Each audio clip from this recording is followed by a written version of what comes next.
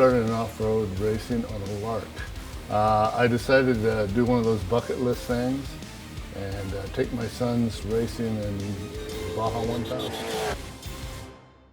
You go into this knowing that there are certain dangers and that it's a dangerous sport, and if you've been doing it for any amount of time, you see the kind of things that can happen.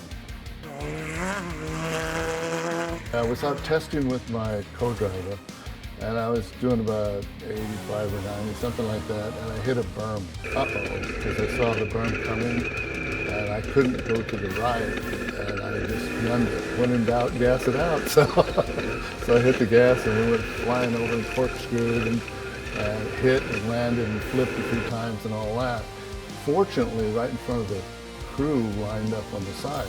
When we landed, the deadhead on the gas tank was leaking because the sand pushed it up, and it was just spilling gas all over the place. So everyone's sitting there watching this, like almost frozen for a second. It's like you see this oil and the flames shooting out, and you're like, if that hits that gasoline, this is going to be a really bad scenario.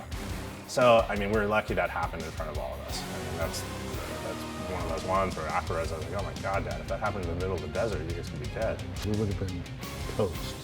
I mean, crispy, cream kind of toast. He'll be like, hey, how fast can you take this type of turn, or how fast can...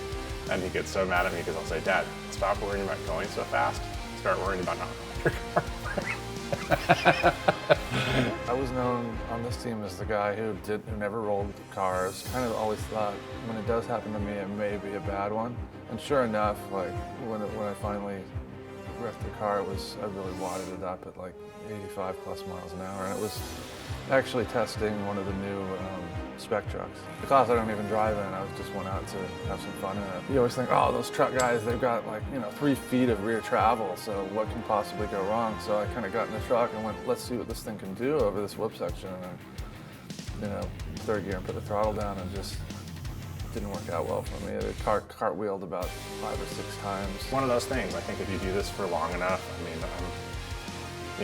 in some ways, when I guess we're still thinking ourselves as some of the new guys on the block, because you have these multi-generational families that have been doing this, but you get comfortable enough that sometimes you let your guard down a little too much, and things like that just remind you that, wait a second, we really have to stay on top of being really as vigilant as possible on every safety measure we can take.